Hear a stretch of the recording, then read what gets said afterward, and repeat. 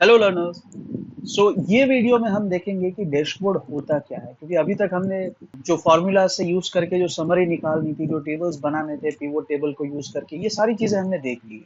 अभी हम क्या करने वाले हैं कि हमारा जो डेटा है, जो रो डेटा है, कि जिसमें सिर्फ रोज एंड कॉलम्स है और नंबर्स है, उसको हम चार्ट में कन्वर्ट करेंगे और उसको एक कंसाइज फॉर्म में रखेंगे, जिसको हम बोलते हैं dashboard. So let us try to understand कि ये डैशबोर्ड होता क्या है, उसके टाइप्स कितने हैं, उसका इंपॉर्टेंस क्या है, उसका यूज क्या है। तो पहले तो डैशबोर्ड होता क्या है। सो द डैशबोर्ड जो होता है वो एक सिंगल स्क्रीन व्यू होता है। Generally it is a single screen, but it is not always necessary. But एक रूल ऑफ थंब है कि भाई सिंगल स्क्रीन में ही जनरली डैशबोर्ड है वो होना चाहिए, क्योंकि ये लाइक डिसीजन मेकिंग के लिए यूज होता है। तो उस टाइम पे बहुत ज्यादा डिटेल में डेटा दिया गया है, तो उस टाइम पे ये डिफिकल्ट हो जाता है उससे कुछ कंक्लूड करना। इसलिए ये सिंगल स्क्रीन में बहुत ज्यादा इंफॉर्मेशन कैसे हम डिस्प्ले कर सकते हैं, तो उसके लिए हम डैशबोर्ड यूज करते हैं। डैशबोर्ड से हम क्या कर सकते हैं, की केपीआईज जो होते हैं, केपीआई मींस की performance indicators. Okay, so let's say production department है, तो उनके लिए केपीआईज क्या हो सकते हैं। टोटल प्रोडक्शन है, टोटल रिजेक्शन है या रिजेक्शन परसेंटेज है, या प्लान वर्सेस एक्चुअल है, लेट्स से प्रोडक्टिविटी क्या है, तो ये ब्रेकडाउन कितना है। तो ये सारी चीजें उनके लिए केपीआई के तौर पे काम करती है। ठीक है। अगर कोई सेल्स वाला है तो सेल्स के लिए क्या है, तो टोटल कितना सेल्स किया, उसकी वैल्यू कितनी है, उसमें से कितना रिटर्न आया, कितना कस्टमर रिटर्न आता है, कितना रिपीट कस्टमर आता है। तो ये सारी चीजें है वो सेल्स पर्सन के लिए शायद केपीआईज भी होगी।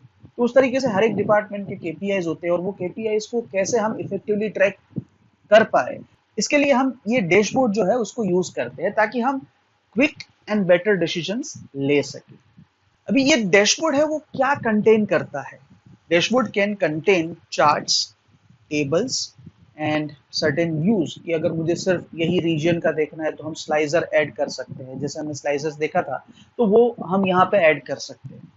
इसके अलावा कार्ड्स भी होते हैं। कार्ड्स यानी इंडिविजुअल वैल्यूज, यानी कि टोटल सेल्स का जो अमाउंट है वो एक फिगर जो है वो डिस्प्ले किया हुआ है, that is known as a card in dashboard language. तो ये भी उसमें हो सकते हैं।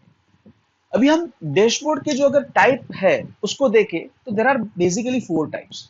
The first one is called strategic dashboard. अभी ये स्ट्रेटेजिक डैशबोर्ड क्या होता है, जनरली ये कंपनीज की जो लॉन्ग टर्म स्ट्रेटेजीज है उसको मॉनिटर करने के लिए यूज होता है, और ये जनरली सीनियर लेवल मैनेजमेंट है वो यूज करते हैं। और ये डैशबोर्ड है वो इतना फ्रीक्वेंटली अपडेट नहीं होता है, क्योंकि लॉन्ग टर्म स्ट्रेटेजी है तो वो डेली अपडेट करने की जरूरत नहीं है।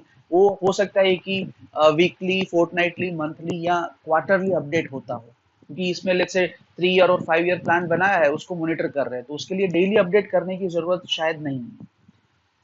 उसके बाद है टैक्टिकल डैशबोर्ड, कि जो प्रोसेसेस होती है कम हमारे ऑर्गेनाइजेशन में, तो वो प्रोसेस का एनालिसिस एंड मॉनिटरिंग के लिए यूज होता है, कि कौन सी प्रोसेस अच्छे से परफॉर्म कर रही है, कौन सी प्रोसेस है उसमें इंप्रूवमेंट की जरूरत है, कौन सी प्रोसेस बॉटलनेक है। तो इस सब के लिए इसको यूज किया जाता है।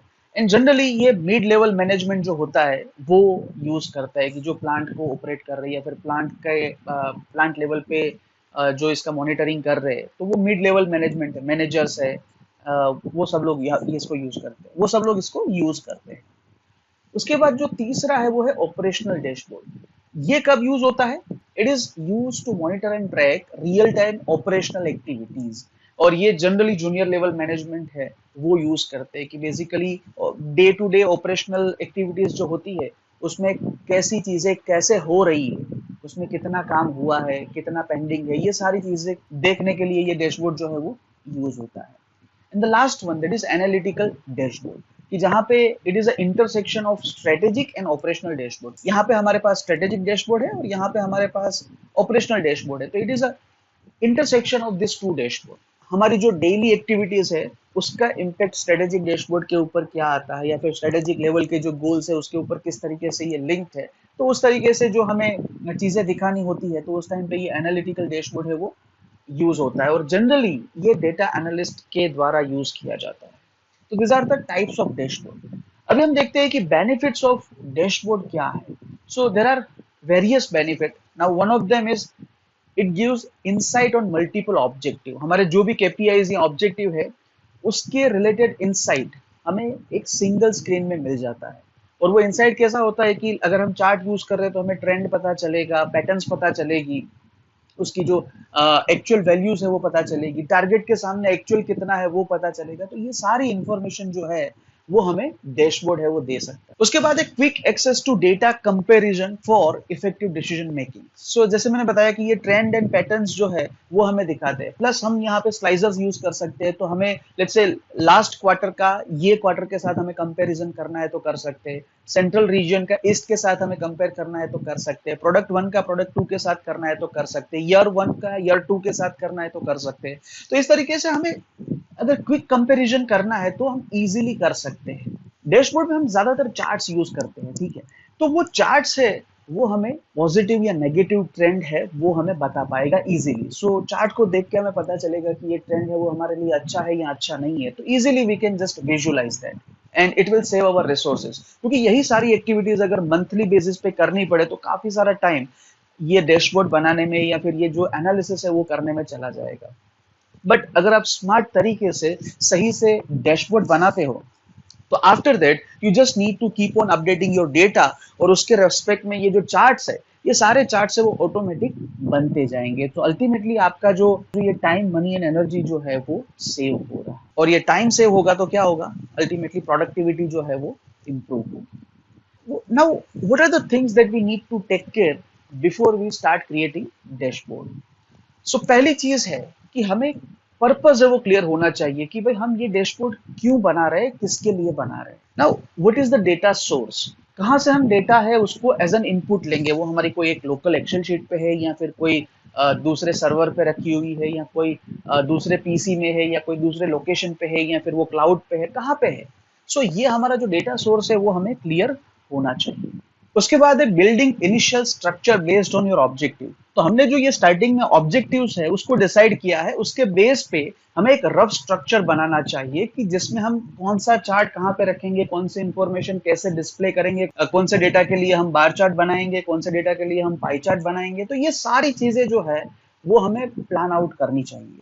उसके बाद determine who is going to use this dashboard, क्योंकि हो सकता है कि आप डैशबोर्ड मेकर्स है तो आप बनाएंगे डैशबोर्ड, लेकिन ये यूज कौन करने वाला है। अगर वो जूनियर लेवल पे यूज होने वाला है या मिड लेवल पे यूज होने वाला है तो उस तरीके से उसमें चार्ट और इन्फॉर्मेशन है वो डिस्प्ले होनी चाहिए। अगर वो सीनियर लेवल के लिए है तो उस तरीके से जो चार्ट और इन्फॉर्मेशन है वो डिस्प्ले होनी चाहिए। And how frequently does this dashboard need to be updated.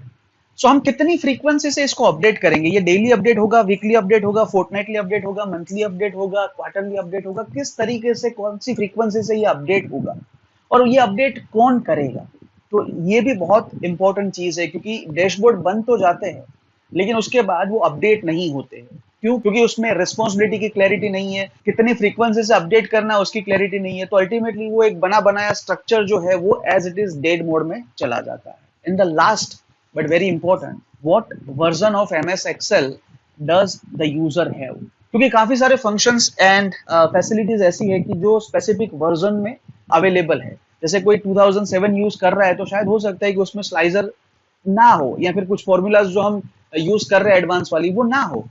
तो उसके लिए हमें वो ध्यान में रखना है कि जो डैशबोर्ड का यूजर है वो कौन सा वर्जन यूज करता है, तो वो वर्जन से कंपेटेबल हमें फॉर्मूलाज जो है उसको यूज करना चाहिए। So these are the things that we have to take care before we start building our dashboard.